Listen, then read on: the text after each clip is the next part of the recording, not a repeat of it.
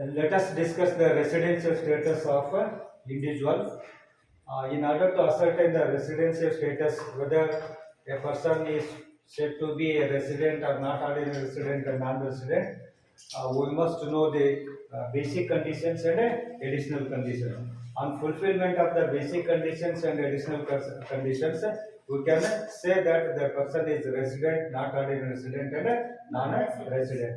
ಅಂದ್ರೆ ಒಬ್ಬ ವ್ಯಕ್ತಿಯ ರೆಸಿಡೆನ್ಸಿಯಲ್ ಸ್ಟೇಟಸ್ ಅನ್ನ ನಾವು ತಿಳ್ಕೊಳ್ಬೇಕು ಅಂತಂದ್ರೆ ಬೇಸಿಕ್ ಕಂಡೀಷನ್ಸ್ ಮತ್ತು ಎಡಿಷನಲ್ ಕಂಡೀಷನ್ಸ್ ಯಾವ ಅನ್ನೋದು ಗೊತ್ತಿರ್ಬೇಕು ನಿಮಗೆ.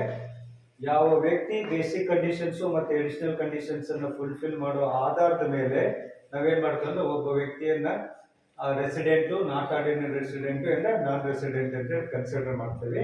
ಸೊ ಹಾಗಾದ್ರೆ ಫಸ್ಟ್ ಬೇಸಿಕ್ ಕಂಡೀಷನ್ಸ್ ಯಾವ ಅನ್ನೋದನ್ನ ನೋಡ್ಕೊಳ್ಬೇಕು.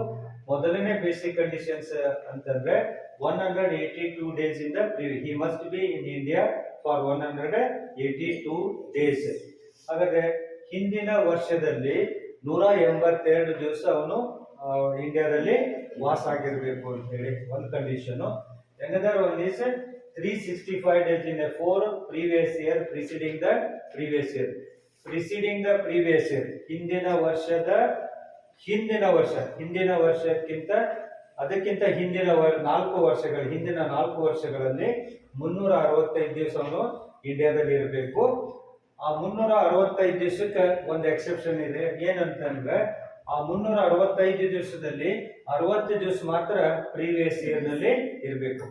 ಹಿಂದಿನ 4 ವರ್ಷಗಳ ಪ್ರೀವಿಯಸ್ ಇಯರ್ ಬಿಟ್ಟು, ಈಗ ಉದಾಹರಣೆಗೆ ಪ್ರೀವಿಯಸ್ ಇಯರ್ 2021 ಅಂತ ಹೇಳ್ತೀವಿ ಅಂತಂದ್ರೆ ಈ 2021 ಅನ್ನು ಬಿಟ್ಟು ಇದಕ್ಕಿಂತ ಹಿಂದಿನ 4 ವರ್ಷಗಳಲ್ಲಿ ಎಷ್ಟು ವರ್ಷ ಇರಬೇಕು? ಅವನು 365 ದಿವಸ ಇಂಡಿಯಾದಲ್ಲಿ ಇರಬೇಕು. ಆ ನಂತರ ಈ 365 ದಿವಸಗಳಲ್ಲಿ 60 ದಿವಸ ಎಲ್ಲಿ ಇರಲೇಬೇಕು? ಅವನು ಪ್ರೀವಿಯಸ್ ಇಯರ್ ನಲ್ಲಿ ಇರಲೇಬೇಕು. ಸೊ ಹಾಗಾದ್ರೆ ಬರೀ 4 ವರ್ಷದಲ್ಲಿ 365 ದಿವಸ ಇದ್ದಾರೆ ಅಂತಂದ್ರೆ ಆ ಕಂಡೀಷನ್ ಫುಲ್ಫಿಲ್ ಮಾಡ್ದಂಗಲ್ಲ. ಹಾಗಾದ್ರೆ 4 ವರ್ಷದಲ್ಲಿ 365 ವರ್ಷ, 4 ವರ್ಷ ಅಂತಂದ್ರೆ ಪ್ರೀವಿಯಸ್ ಇಯರ್ ಬಿಟ್ಟು ಅದರ ಹಿಂದಿನ ವರ್ಷದ 4 ವರ್ಷಗಳಲ್ಲಿ 365 ದಿವಸ ಇರಬೇಕು. ಮತ್ತು ಆ 365 ದಿವಸಗಳಲ್ಲಿ ಹಿಂದಿನ ವರ್ಷ ಅಂದ್ರೆ 2021 ನಾವು ಪ್ರೀವಿಯಸ್ ಇಯರ್ ಅಂತಂತೇವೆ ಅಂತಂದ್ರೆ ಈ ಹಿಂದಿನ ವರ್ಷ ಕಂಪಲ್ಸರಿಯಾಗಿ ಎಷ್ಟು ದಿವಸ ಇರಲೇಬೇಕು? 160 ಡೇಸ್ ಇರಲೇಬೇಕು. ಸೊ ಹಾಗಾದ್ರೆ 365 days in a 4 previous year preceding the previous year is another basic condition. And out of 365 days in the previous year he must be in India, he or she must be in India for 60 days. And there are 2 exceptions in case of 60 days.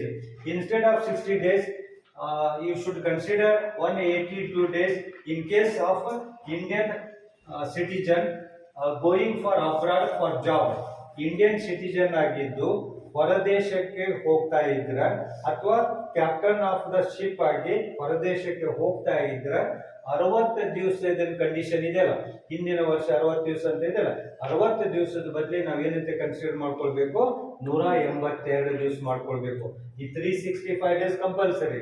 ಇದ್ರ ಜೊತೆಗೆ 60 days ಅನ್ನೋದ್ ಬದಲಿ 182 days ಅನ್ಬೇಕು. ಯಾವಾಗ 182 days ಅನ್ಬೇಕು? Indian citizen ಆಗಿದ್ದು ಹೊರದೇಶಕ್ಕೆ ಜಾಬ್ಗೆ ಹೋಗ್ತಾ ಇದ್ರೆ ಅಥವಾ ಕ್ರೀವ್ ಆಫ್ ದ ಶಿಪ್ ಅಂತ ಕರೀತಾರೆ, ಕ್ಯಾಪ್ಟನ್ ಆಫ್ ದ ಶಿಪ್ ಆಗಿ ಹೊರದೇಶಕ್ಕೆ ಹೋಗ್ತಾ ಇದ್ರೆ 60 ದಿವಸದ ಬದಲಿ ಏನಂತ ಅಂದ್ಕೊಳ್ಬೇಕು? 182 ದಿವಸ ಅನ್ಕೊಳ್ಬೇಕು.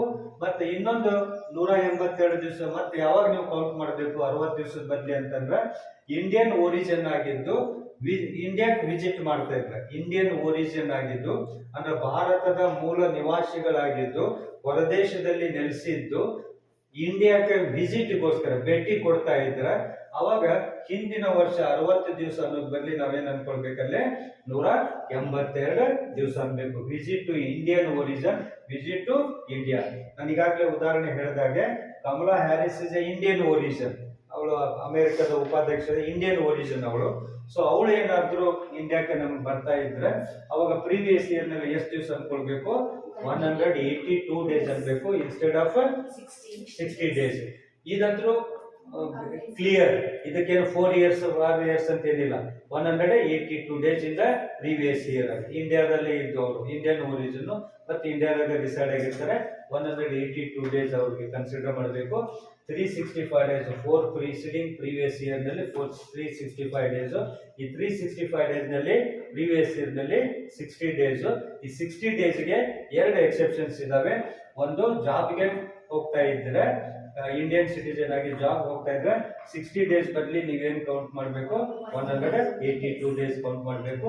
ಇಂಡಿಯನ್ ಒರಿಜಿನ್ ಆಗಿ ವಿಸಿಟ್ ಬರ್ತಾ ಇದ್ರು ಸಹಿತ ಇನ್ಸ್ಟೆಡ್ ಆಫ್ 60 ಡೇಸ್ 182 ಡೇಸ್. ಹಾಗಾದ್ರೆ ಇಲ್ಲಿ 182 ಡೇಸ್ ಈ ಎರಡು ಕೇಸ್ ನಲ್ಲಿ ಹೇಳಿದನಲ್ಲ, ಇವೆರಡು ಕೇಸ್ ನಲ್ಲಿ ಇದು ಅಪ್ಲೈ ಆಗೇ ಆಗ್ತೈತಿ. 365 ದಿವಸ, 4 ವರ್ಷದ ಹಿಂದಿನ 4 ವರ್ಷದಲ್ಲಿ 365 ದಿವಸ.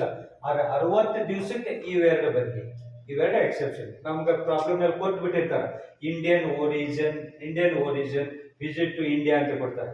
ಈ ವರ್ಡ್ ಬಂತು ಅಂತಂದ್ರೆ ಪ್ರಾಬ್ಲಮ್ ನೋಡಿ, Indian origin visit to India ಅಂತೇಳಿ ಬಂತು ಅಂತಂದ್ರೆ ನೀವು ಲಕ್ಷ್ಯ ಇಟ್ಕೊಳ್ಳಿ, 60 ಡೇಸ್ ಬದಲಿ ಏನ್ ಅನ್ಬೇಕು, 182 ಡೇಸ್. ಅನಂತರ ಇಂಡಿಯನ್ ಸಿಟಿಜನ್ ಆಗಿದ್ದು is going for abroad for ಜಾಬ್ಗೋಸ್ಕರ ಹೊರದೇಶಕ್ಕೆ ಹೋಗ್ತಾ ಇದ್ದಾನೆ ಅಂತಂದ್ರೆ ಅವಾಗನೇ 60 ಡೇಸ್ ಅನ್ಬಾರ್ರಿ, ಅವಾಗ ಏನ್ ಅನ್ಬೇಕು, 182 ಡೇಸ್ ಅನ್ಬೇಕು. ಸೊ ಇವೆರಡು ಬೇಸಿಕ್ ಕಂಡೀಷನ್ಸ್. ದೆನ್ ಎರಡು ಎಡಿಷನಲ್ ಕಂಡೀಷನ್ಸ್ ಅದಾವ.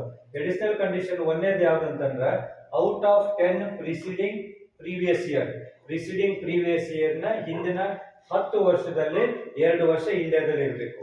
Out of 10 preceding year of the previous year ನ ಹಿಂದಿನ 10 ವರ್ಷಗಳಲ್ಲಿ 2 ವರ್ಷ ಎಲ್ಲಿರಬೇಕು, ಇಂಡಿಯಾದಲ್ಲಿ ಇರಬೇಕು.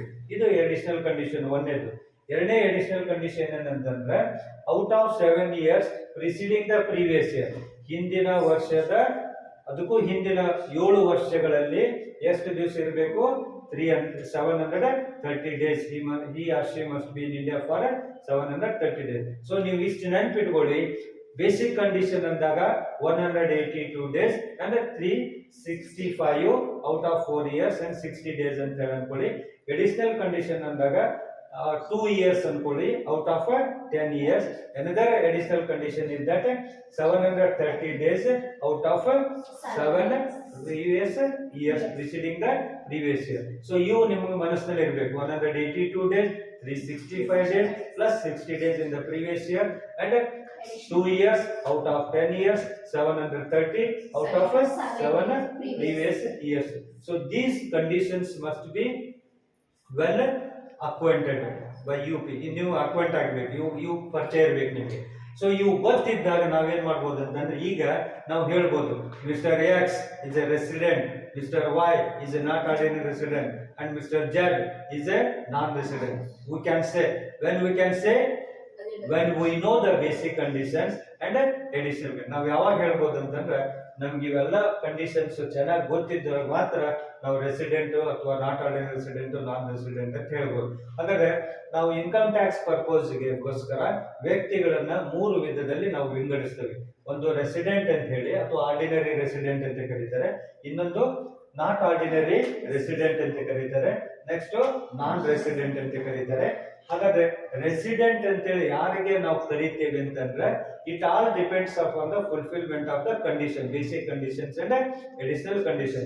On the basis of fulfillment of basic and additional condition, we can say that whether a person is a resident or not a resident and non-resident. Then let us see ಯಾರಿಗೆ ನಾವು resident ಅಂತ ಕರಿತೇವೆ ಅಂತಂದ್ರೆ a person who fulfills any one of the basic condition and both the additional condition.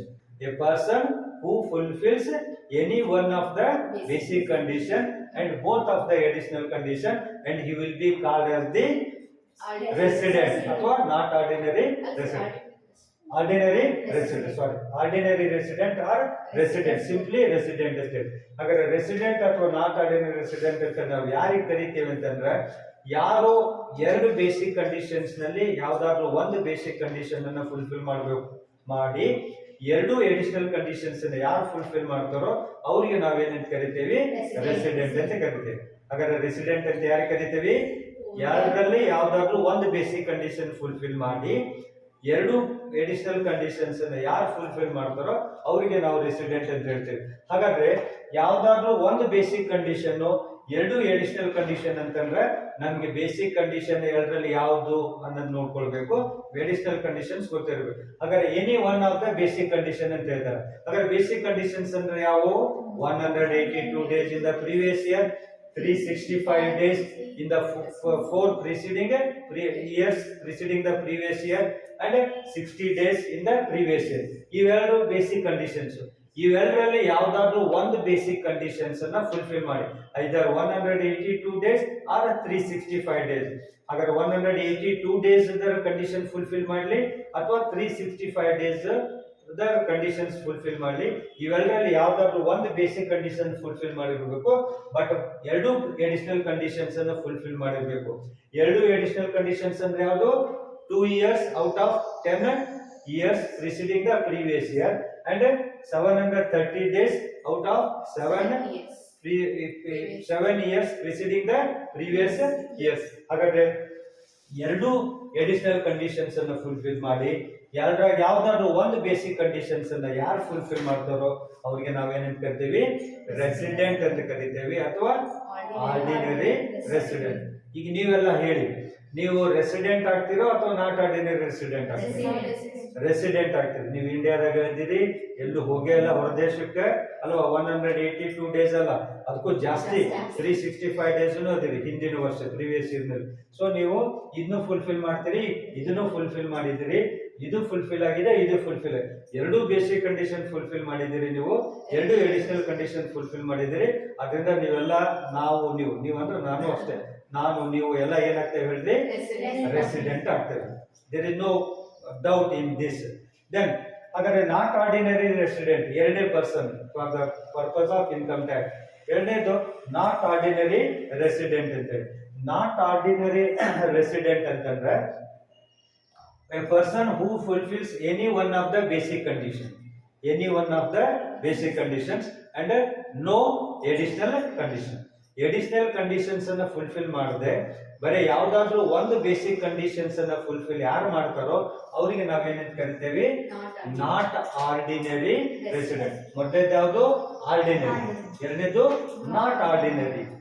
He is not an ordinary resident. He is not ordinary resident. So he fulfills what?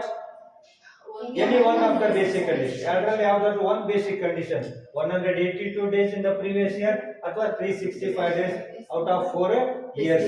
ಇವೆರಡರಲ್ಲಿ ಯಾವ್ದಾದ್ರು ಒಂದರ fulfil ಮಾಡಿರ್ತಾರೆ, but additional conditions fulfil ಮಾಡಿರೋದಿಲ್ಲ. Both the additional condition should be fulfilled. ಯಾವ್ದಾದ್ರು ಒಂದು additional condition fulfil ಮಾಡಿದ್ರು ಆಗೋದಿಲ್ಲ, ಎರಡು additional conditions ಅನ್ನು ಫುಲ್ಫಿಲ್ ಮಾಡಿರ್ಬೇಕು. ಬಟ್ ಯಾವ್ದಾದ್ರು ಒಂದು ಬೇಸಿಕ್ ಕಂಡೀಷನ್ಸ್ ಅನ್ನ ಫುಲ್ಫಿಲ್ ಮಾಡಿ ಎಡಿಷನಲ್ ಕಂಡೀಷನ್ಸ್ ಅನ್ನ ಫುಲ್ಫಿಲ್ ಮಾಡಿದ್ದಿಲ್ಲ ಅಂತಂದ್ರೆ ಅವನನ್ನ ನಾವೇನಂತ ಕರಿತೇವೆ? Not ordinary resident. ಹಾಗಾದ್ರೆ ನಾಟ್ ಆರ್ಡಿನರಿ ರೆಸಿಡೆಂಟ್ ಗೆ any one basic condition fulfils, any one basic condition, no additional conditions ಅನ್ನ ನೆನಪಿಟ್ಕೊಳ್ಳಿ. Then third person is the non-resident. Non-resident fulfills either basic conditions nor additional. ಯಾವುದು basic additional conditions ಬೇಡ, ಯಾವ್ದಾದ್ರು ಒಂದು basic conditions ಅನ್ನ fulfil ಮಾಡ್ಲಿಲ್ಲಪ್ಪ ಅಂತಂದ್ರೆ ಅವರನ್ನ ನಾವು ನಾನ್ ರೆಸಿಡೆಂಟ್.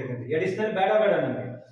ನೀವು ಎಡಿಷನಲ್ ಫುಲ್ಫಿಲ್ ಮಾಡ್ಲಿಕ್ಕೆ ಸಾಧ್ಯ ಇಲ್ಲ, ಬೇಸಿಕ್ ಫುಲ್ಫಿಲ್ ಮಾಡ್ಲಿಲ್ಲ ಅಂದ್ರೆ ಎಡಿಷನಲ್ ಬರೋದಿಲ್ಲ, ನಮಗೆ ಕ್ವಶನ್ ಬರೋದಿಲ್ಲ. ಹಾಗಾದ್ರೆ ಯಾವ್ದಾದ್ರು ಒಂದು ಬೇಸಿಕ್ ಕಂಡೀಷನ್ಸ್ ಅನ್ನ ಫುಲ್ಫಿಲ್ ಮಾಡದೆ ಇದ್ರೆ ಅವನಿಗೆ ನಾವೇನಂತ ಕರಿತೀವಿ? ನಾನ್ ರೆಸಿಡೆಂಟ್ ಅಂತ ಕರಿತೀವಿ.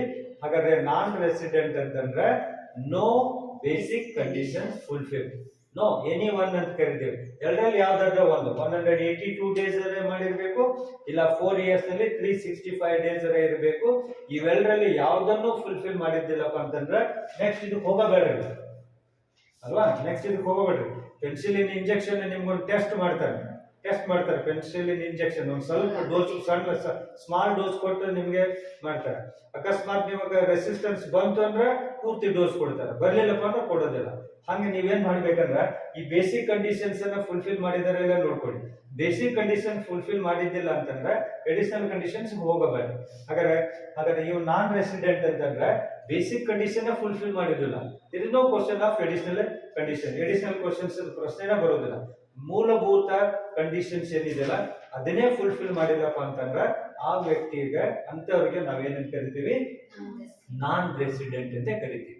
So in this way we have to determine the residential status, whether resident, not ordinary resident or non resident. ಹಾಗಾದ್ರೆ ನಾನ್ ರೆಸಿಡೆಂಟ್ ಆಗಲಿ, ನಾಟ್ ಆರ್ಡಿನರಿ ರೆಸಿಡೆಂಟ್ ಆಗಲಿ, ಅಥವಾ ಆರ್ಡಿನರಿ ರೆಸಿಡೆಂಟ್ ಅಥವಾ ರೆಸಿಡೆಂಟ್ ಅಂತ ಹೇಳ್ಬೇಕು ಅಂತಂದ್ರೆ ಫಸ್ಟ್ ಆಫ್ ಆಲ್ ನಮ್ಗೆ ಏನ್ ಗೊತ್ತಿರ್ಬೇಕು ಹೇಳ್ರಿ, basic conditions and additional conditions. Basic conditions ಯಾವ ಹೇಳ್ರಿ, 182 days in the previous year or 365 days out of 4 years preceding the previous year. ನೆನ್ಪಿಟ್ಕೊಳ್ಳಿ, 365 days ಅಂತ ಹೇಳಿ ಪ್ರಾಬ್ಲಮ್ ನಾಗ ಕೊಟ್ಟಿದ್ರು. preceding the previous year, 4 years preceding the previous ಅಂತ ಹೇಳಿ ಬಂತು ಸೆಂಟೆನ್ಸ್ ಅಂತಂದ್ರೆ ನೀವೇನ್ ನೋಡ್ಲೇಬೇಕು, 365 days ನೋಡ್ಬೇಕು. 365 days ನೋಡ್ಬೇಕು. ಪ್ಲಸ್ 365 days ಅಕಸ್ಮಾತ್ ಅವನು ಜಾಬ್ಗೆ ಹೋಗಿದ್ದಾನೆ ಅಥವಾ ಶಿಪ್ ಕ್ಯಾಪ್ಟನ್ ಆಗಿ ಹೋಗಿದ್ದಾನೆ ಅಂತಂದ್ರೆ ಅವಾಗ 60 days ಬದಲಿ ಏನ್ ನೋಡ್ಬೇಕು, 100. ಇದನ್ನೆಲ್ಲ ನೋಡ್ಬೇಕು ನೀವು. ಪ್ರಾಬ್ಲಮ್ ಕೊಟ್ಟಾಗ ಅವನು ಇಂಡಿಯನ್ ಒರಿಜಿನ್ ಅಥವಾ ಅವನು ಇಂಡಿಯನ್ ಸಿಟಿಜನ್ ಅಥವಾ ಅವನು ಜಾಬ್ಗೆ ಹೋಗಿದ್ದಾನೋ ಅಥವಾ ಕ್ಯಾಪ್ಟನ್ ಆಫ್ ದ ಶಿಪ್ ಗಾಗಿ ಹೋಗಿದ್ದಾನೋ ಅಥವಾ ಇಂಡಿಯನ್ ಒರಿಜಿನ್ ಆಗಿ ಅವನು ಇಂಡಿಯಾಕ್ಕೆ ವಿಸಿಟ್ ಮಾಡ್ತಾ ಇದ್ದಾನೆ, ಇವೆಲ್ಲ ಪರ್ಟಿಕ್ಯುಲರ್ಸ್ ನೋಡ್ಕೊಳ್ಬೇಕು. ಅಕಸ್ಮಾತ್ ಇಂಡಿಯನ್ ಒರಿಜಿನ್, ಜಾಬ್ ಹೋಗಿದ್ದಾರೆ, ಶಿಪ್ ಕ್ಯಾಪ್ಟನ್ ಆಗಿದ್ದಾನೆ, ಇಂಡಿಯನ್ ಸಿಟಿಜನ್ ಆಗಿ ಜಾಬ್ ಹೋಗಿದ್ರೆ ಅಥವಾ ಕ್ಯಾಪ್ಟನ್ ಆಫ್ ದ ಶಿಪ್ ಆಗಿದ್ರೆ ಅಥವಾ ಇಂಡಿಯನ್ ಒರಿಜಿನ್ ಆಗಿ ವಿಸಿಟ್ಗೆ ಬಂದಿದ್ದಾನೆ ಅಂತಂದ್ರೆ ನೀವೇನ್ ಕಂಡೀಷನ್ ನೋಡ್ಬೇಕು, 365 days in the 4 years preceding the previous year. ಅವಾಗ 60 days ಬದಲಿ ಏನು ಅನ್ಕೊಳ್ಬೇಕು, 182 days ಅಂತ. 182 days out of 4 years 365 days. ಈ 365 days ನಲ್ಲಿ ಎಷ್ಟು, 180. ಇದು ಬೇರೆ, ಇದನ್ನ ಕನ್ಫ್ಯೂಷನ್ ಮಾಡ್ಕೊಳ್ಬೇಡ್ರಿ. ಮತ್ತೆ ಫಸ್ಟ್ ಬೇಸಿಕ್ ಕಂಡೀಷನ್ಗೆ 4 years ಅದೆಲ್ಲ ಬೇಕಾಗಿಲ್ಲ. ಸೊ ಇದಕ್ಕೆ ಮಾತ್ರ ನೀವು 4 years ಅಂತ ಕೊಟ್ಟಿದ್ರೆ ಅವಾಗ ನೀವೇನ್ ಮಾಡ್ಕೊಳ್ಬೇಕಂತಂದ್ರೆ 365 days ನೋಡ್ಬೇಕು. ಪ್ಲಸ್ ಜಾಬಿಗೆ ಹೋಗಿದ್ದಾನೋ ಅಥವಾ ಕ್ಯಾಪ್ಟನ್ ಆಫ್ ದ ಶಿಪ್ ಗಾಗಿ ಹೋಗಿದ್ದಾನೋ ಅಥವಾ ಇಂಡಿಯನ್ ಒರಿಜಿನ್ ಆಗಿ ಇಂಡಿಯಾಕ್ಕೆ ವಿಸಿಟ್ ಮಾಡ್ತಾ ಇದ್ದಾನೆ ಅನ್ನೋದನ್ನ ನೋಡ್ಕೊಳ್ಬೇಕು. ಇದು ಕ್ಲಿಯರ್? ಈ ರೀತಿ ನಿಮ್ಗೆ ಎಲ್ಲೂ ಕಂಡೀಷನ್ಸ್ ಫುಲ್ಫಿಲ್ ಮಾಡೋದು, ಬೇಸಿಕ್ ಕಂಡೀಷನ್ಸ್ ಮತ್ತೆ ಅಡಿಷನಲ್ ಕಂಡೀಷನ್ಸ್ ಯಾವ ರೀತಿ ಫುಲ್ಫಿಲ್ ಮಾಡ್ತಾರ ಅಂತ ಅಂದಾಗ ನೀವು ತಿಳ್ಕೊಂಡಾಗ ಅವಾಗ ನಿಮ್ಗೆ ಏನಾಗ್ತದೆ ಅಂತಂದ್ರೆ ನಾವು you can confidently say that the person is resident, not ordinary resident and non-resident. ನೀವು ಕಾನ್ಫಿಡೆಂಟ್ ಆಗಿ ಹೇಳ್ಬೋದು ರೆಸಿಡೆಂಟ್, ನಾಟ್ ಆರ್ಡಿನರಿ ರೆಸಿಡೆಂಟ್. ಹಾಗಾದ್ರೆ ಮತ್ತೊಂದ್ಸಲ ಹೇಳ್ತಾ ಇದ್ದೀನಿ, ಏನ್ ಗೊತ್ತಿರ್ಬೇಕು ನಿಮ್ಗೆ, basic conditions and additional. Okay, right. Take the more problem.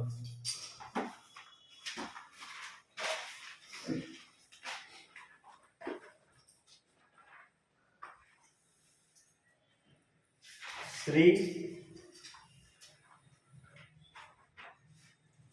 Prakash,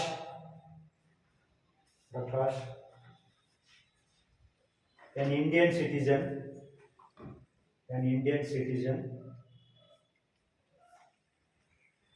leaves India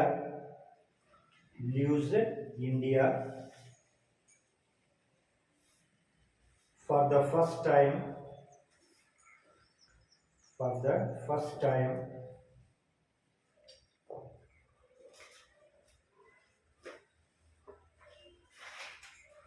on 1/6/2017, 1/6/2017, and comes back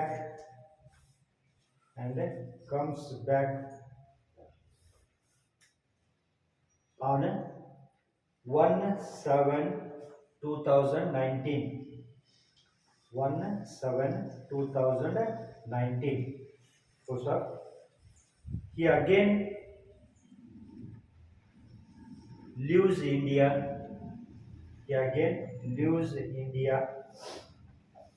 on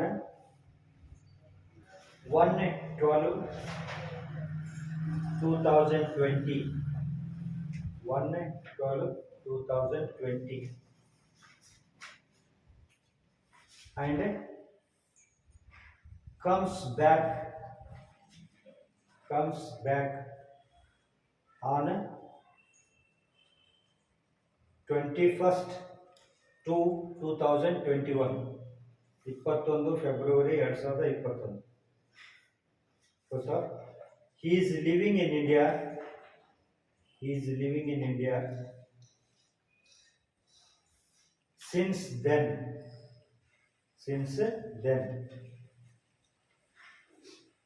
So what is his residential status? What is his residential status for the previous year 2020-21? 2020-21.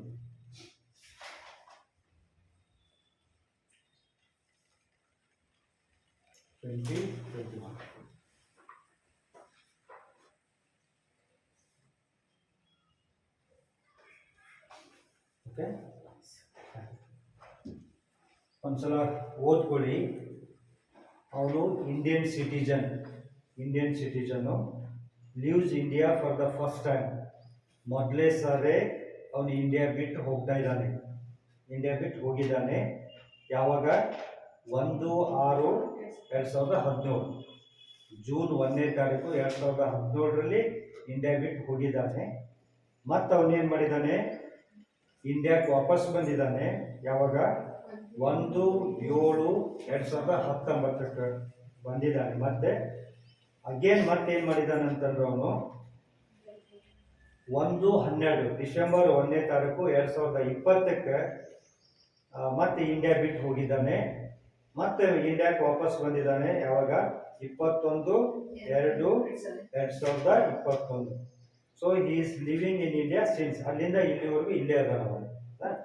ನೀವು first ಏನು ಮಾಡ್ಕೊಳ್ಬೇಕಂತಂದ್ರೆ ಇದಕ್ಕೆ solution ಬರೀಬೇಕಂತಂದ್ರೆ first ನಿಮಗೆ previous year determine ಮಾಡ್ಕೊಳ್ಳಿ. Previous year ಇದು ಗೊತ್ತಾಗುತ್ತೆ.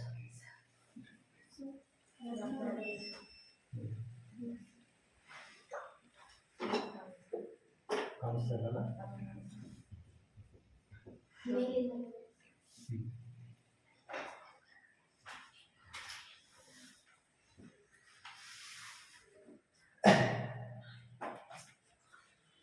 solution. What you have to do is first previous year ಅಂದ್ರೆ ಬರ್ಕೊಂಬಿಡಿ ನೀವು ಮೊದಲೇ. previous year ಹೇಳ್ರಿ 2020-21 previous year.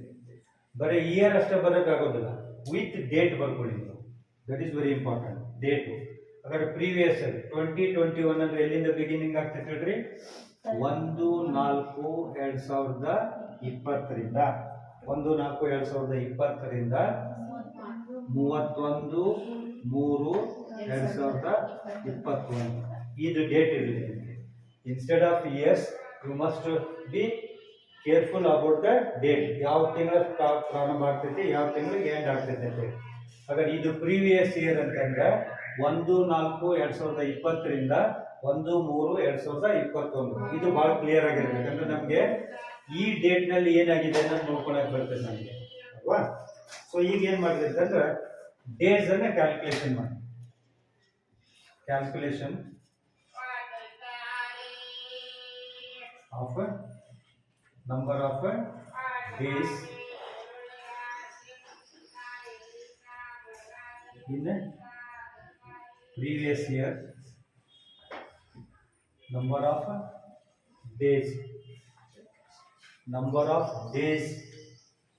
of stay ಅಂತ ಬರ್ಕೊಡ್ತಾರೆ. Number of days of stay ಅವನು ಇದ್ದಿರೋದು.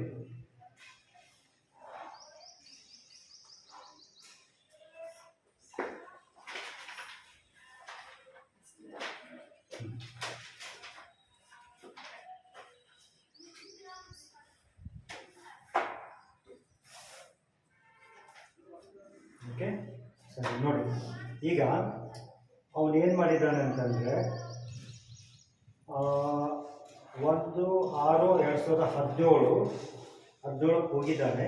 ಮತ್ತೆ ಯಾವಾಗ ಬಂದಿದ್ದಾನೆ ಹೇಳಿದ್ರು? 1/7/2019 ಬಂದಿದ್ದಾನೆ ಅಲ್ವಾ? ನಮ್ಗೆ ಇದೇನು ಇಫೆಕ್ಟ್ ಆಗೋದಿಲ್ಲ, ಇದು ಬೇಡ. ನೆಕ್ಸ್ಟ್ ನೋಡ್ರಿ, ಈ ಅಗೇನ್ ಲೀವ್ಸ್ ಇಂಡಿಯಾ ಆನ್ 1/12/2020. ಹಾಗಾದ್ರೆ 1/12/2020 1/12/2020 ಈ ಡೇಟ್ ಒಳಗಡೆ ಬರ್ತೈತಲ್ಲ, ಈ ಪೀರಿಯಡ್ ಒಳಗೆ ಬರ್ತೈತಲ್ರಿ. ಹಾಗಾದ್ರೆ 1/12/2020 ಅವನು ಇಲ್ಲಿದ್ದ. 1/12/2020 ಇಲ್ಲಿದ್ದ. ಹಾಗಾದ್ರೆ ಈ ಡೇಟ್ ಇಂದ ನಾನು ಇಲ್ಲಿ ಸ್ವಲ್ಪ ನಿಮ್ಗೆ ಗೊತ್ತಾಗ್ತೇನೆ ಹಂಗೆ. ಈ ಡೇಟ್ ಇಂದ ಎಲ್ಲಿವರೆಗೂ ಹೇಳ್ರಿ? 1/12/2020 ಅಲ್ವಾ? ಇಲ್ಲಿಂದ ಇಲ್ಲಿವರೆಗೂ ಏನದ ನಾವು ಇಂಡಿಯಾದಲ್ಲಿ ಇದ್ದಾನೆ. ಹಾಗಾದ್ರೆ ಫಸ್ಟ್ ಇಲ್ಲಿಂದ ಇಲ್ಲಿವರೆಗೂ ಒಂದು ಡೇಟ್ ಅನ್ನು ಕ್ಯಾಲ್ಕುಲೇಷನ್ ಮಾಡ್ಕೊಳ್ಬೇಕು. ಎಲ್ಲಿಂದ ಹೇಳ್ರಿ?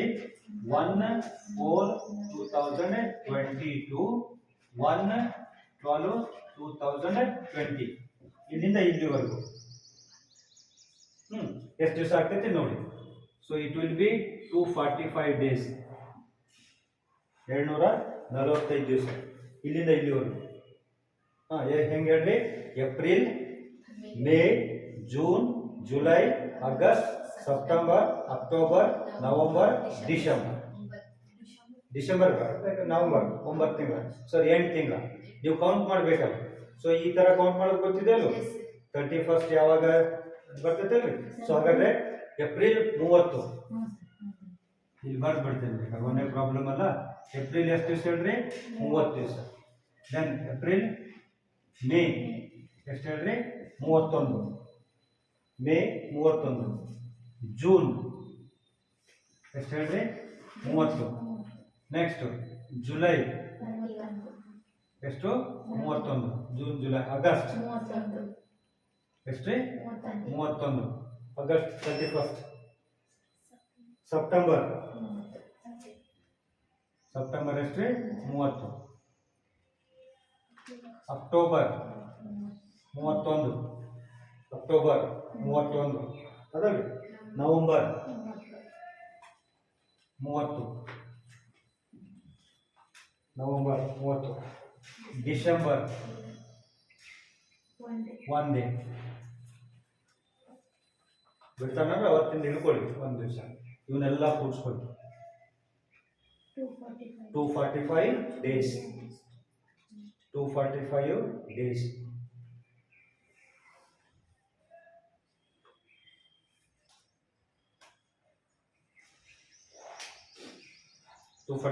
ಅದು.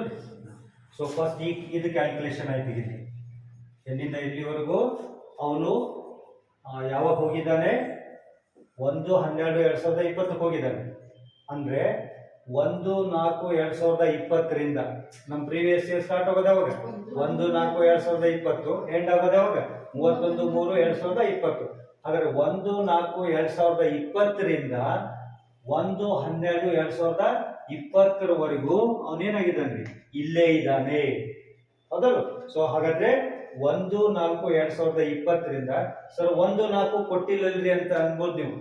ಕೊಟ್ಟಿಲ್ಲ, ಅಲ್ಲಿ 1/4 ಕೊಟ್ಟಿದಾರ, ಇದನ್ನ ಕೊಟ್ಟಿದ್ದಾರೆ. 1/12 ಕೊಟ್ಟಿದ್ದಾರೆ, 1/4 ಕೊಟ್ಟಿಲ್ಲ. 1/4 ನಾವು ಅನ್ಬೇಕು. ನಮ್ ಸ್ಟಾರ್ಟ್ ಆಗೋದು ಯಾವಾಗ? Previous year 1/4. ಸರ್ ಇದು 1/4 ಕೊಟ್ಟೆ ಇಲ್ಲ, ಇದನ್ನ ಎಲ್ಲಿಂದ ತಗೊಂಡ್ರಿ ಅಂತಂದ್ರೆ ದಟ್ ಈಸ್ ಅಸ್ಯೂಮ್ಡ್. ನಮ್ ಪ್ರೀವಿಯಸ್ ಇಯರ್ ಬಿಗಿನ್ ಆಗೋದು ಯಾವಾಗ? ಒಟ್ಟ ಏನೇ ಇರ್ಲಿ, ಈ ಡೇಟ್ ನಿಂದ ಈ ಡೇಟ್ ವರೆಗೂ ಯಾವುದೇ ಡೇಟ್ ಕೊಟ್ಟರು ತಗೊಳ್ಬೇಕು ನಾವು, ಅಲ್ಲಿ ಒಳಗಡೆ ತಗೊಳ್ಬೇಕು. ಈ ಡೇಟ್ ನಿಂದ ಕೌಂಟ್ ಮಾಡ್ಬೇಕು. 1/4 ಮಾಡ್ಬೇಕು ನಾವು ಪ್ರೀವಿಯಸ್ ಇಯರ್ ಅಂತಾನೆ. ಸೊ ಅದರಿಂದ 1/4 1/12 ಅವನು ಇಂಡಿಯಾದಲ್ಲೇ ಇದ್ದಾನೆ. ಸೊ ಇಲ್ಲಿಂದ ಇಲ್ಲಿವರೆಗೂ ಅಂತಂದ್ರೆ 245 ಡೇಸ್ ಇದ್ದಾನೆ, ಸರಿನಾ? ನೆಕ್ಸ್ಟ್ ಏನ್ ಹೇಳ್ತಾರೆ ಅಂತಂದ್ರೆ ಅವನು ಬಿಟ್ಟಿರೋದು ಯಾವಾಗ? 1/12 ಡಿಸೆಂಬರ್ 1ನೇ ತಾರೀಕಿಗೆ ಇಂಡಿಯಾ ಬಿಟ್ಟು ಹೋದ್ಮೇಲೆ ಮತ್ತೇನಾಯ್ತು? ಇಂಡಿಯಾಕ್ಕೆ ಬಂದ ಅವನು ವಾಪಸ್ಸು. ಯಾವಾಗ ಬಂದ್ ಹೇಳ್ರಿ? 21/2/2021. ಮತ್ತೆ ಎರಡನೇದು ಕ್ಯಾಲ್ಕುಲೇಷನ್ ಮಾಡ್ಬೇಕು ನೀವು. ಎಲ್ಲಿಂದ ಹೇಳ್ರಿ? 21/2/2021 ಪ್ರೀವಿಯಸ್ ಇಯರ್ ಎಂಡ್ ಯಾವ್ದ್ರಿ? 31/3/2021 ಅಲ್ವಾ? ಇಲ್ಲಿಂದ ಇಲ್ಲಿವರೆಗೂ ಎಷ್ಟು ದಿವಸ ಆಗ್ತದೆ ಅಂತ ಹೇಳಿ ನೋಡ್ಕೊಳ್ಳಿ. ಮತ್ತೆ ಫೆಬ್ರವರಿ ಅಲ್ವಾ, ಫೆಬ್ರವರಿ 21ನೇ ತಾರೀಕಿಗೆ ಬಂದಿದ್ದಾನ, 21 ಹಿಡೀರಿ. ದೆನ್ ಮಾರ್ಚ್ ವರೆಗೂ 39 ಡೇಸ್ ಆಗುತ್ತೆ. 39 ಡೇಸ್ 29 29 ದಿವಸ, ಸಾರಿ 20 ಇದ್ರಾಗ 8 ದಿವಸ ಇಲ್ಲಿ ಎಷ್ಟು, February 8 days, 8 days plus March ಒಳಗೆ ಎಷ್ಟು, 31, ಮಾರ್ಚ್ 31 ಅದು ಫೆಬ್ರವರಿ ಎಷ್ಟು ದಿವಸ ಇದ್ದಾನೆ, 8 ದಿವಸ. ಮಾರ್ಚ್ ಒಳಗೆ ಎಷ್ಟು ದಿವಸ ಇದ್ದಾನೆ, 31 ದಿವಸ. ಸೊ 31 ಪ್ಲಸ್ 8 39 ದಿವಸ ಇದ್ದಾನೆ. ಹಾಗಾದ್ರೆ ಒಟ್ಟು ಡೇಸ್ ಕೌಂಟ್ ಮಾಡ್ಕೊಳ್ಳಿ.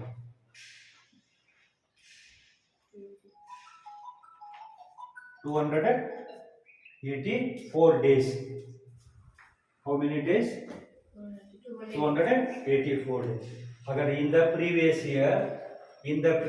year, how many days he lives in India? 284 days. ಹಾಗಾದ್ರೆ ಮೊದಲನೇ ಬೇಸಿಕ್ ಕಂಡೀಷನ್ ಫುಲ್ಫಿಲ್ ಮಾಡ್ತಾನೆ. ಯಾಕೆ ಹೇಳ್ತೀವಿ, ಇವನು ಯಾವ ಸಿಟಿಜನ್, ಇವನು ಇಂಡಿಯನ್ ಸಿಟಿಜನ್. ಫಸ್ಟ್ ಟೈಮ್ ಇಂಡಿಯಾಕ್ಕೆ ಹೋಗಿದ್ದಾನೆ ಅಂದ್ರೆ ಇಲ್ಲೇ ಇದು ಮಾಡ್ಕೊಂಡಿದ್ದಾನೆ. ಸೊ ಅದರಿಂದ ಇವನು ಫಸ್ಟ್ ಬೇಸಿಕ್ ಕಂಡೀಷನ್ಸ್ ಅನ್ನ ಫುಲ್ಫಿಲ್ ಮಾಡ್ತಾನೆ. So he will be called the resident. ಬರ್ಕೊಳ್ಳಿ, ಬರೀ. He satisfies first basic condition and both additional conditions.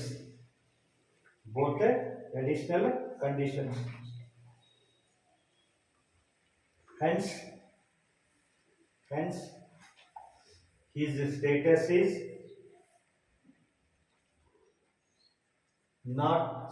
status is ordinary resident.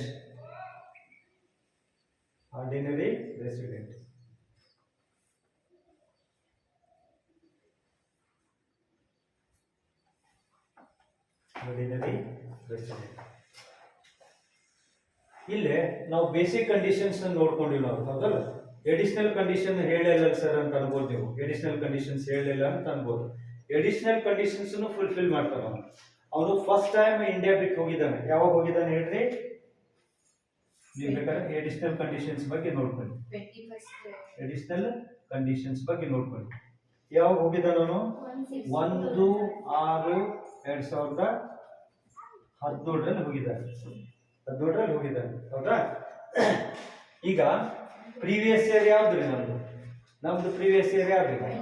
2020 2021 is the previous year. Additional conditions ಏನ್ ಹೇಳ್ತಾರೆ?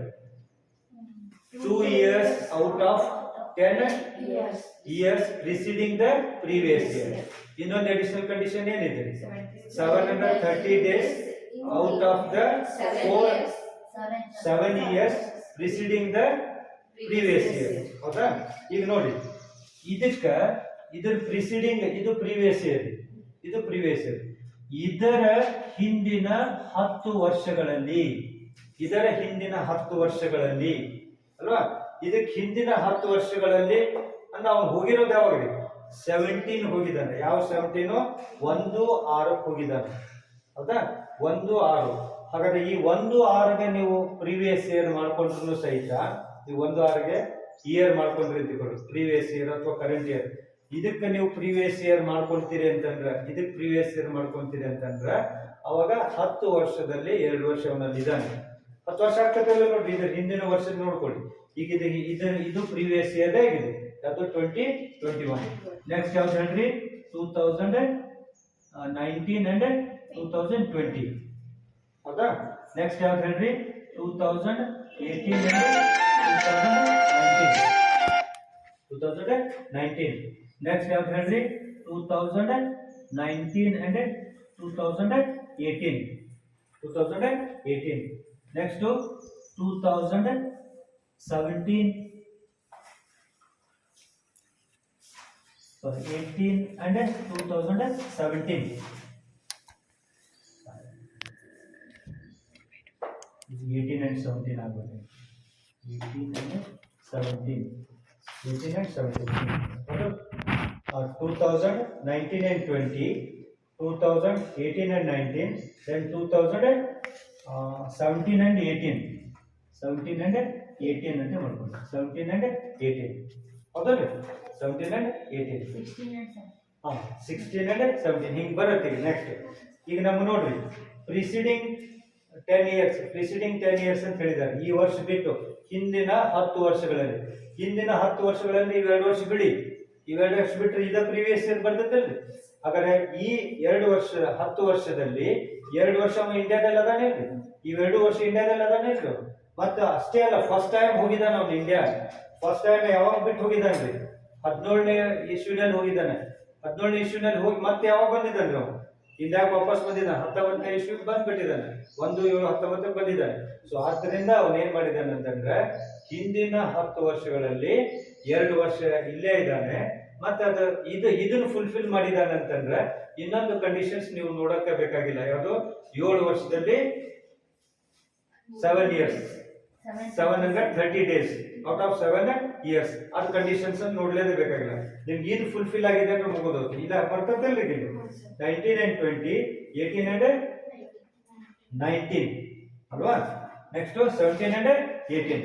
So ಇಲ್ಲೇ ಇದನ್ನ previous year ಬರ್ತೈತೆ ಅಂತ ತಿಳ್ಕೊಂಡ್ರು ಸಹಿತ ಇವೆರಡು ವರ್ಷ ಇವನು ಇಂಡಿಯಾದಾಗ ಅದಾನೆ ಔಟ್ ಆಫ್ 10 ಇಯರ್ಸ್ ಕೆಳಗಿನಲ್ಲಿ ಅದಾನೆ ಔಟ್ ಆಫ್ 10 ಇಯರ್ಸ್ ಇವೆರಡು ವರ್ಷ ಬಿಟ್ಟು ಹಿಂದಿನ 10 ವರ್ಷದಲ್ಲಿ ಹಿಂದಿನ 10 ವರ್ಷಗಳಲ್ಲಿ 2 ವರ್ಷ ಅವನು ಇಂಡಿಯಾದಲ್ಲಿ ಅದಾನೆ.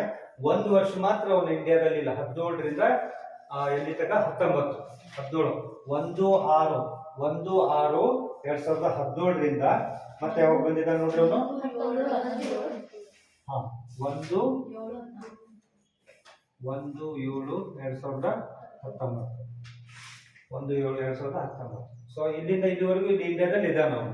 ಸೊ ಅದರಿಂದ ಎಡಿಷನಲ್ ಕಂಡೀಷನ್ಸ್ ಅನ್ನ ಫುಲ್ಫಿಲ್ ಮಾಡ್ಲಿಕ್ಕೆ ಮಾಡಿದ್ದಾನೆ. ಆಯ್ತಾ? ಸೊ ಅದರಿಂದ he will be called as the resident in India.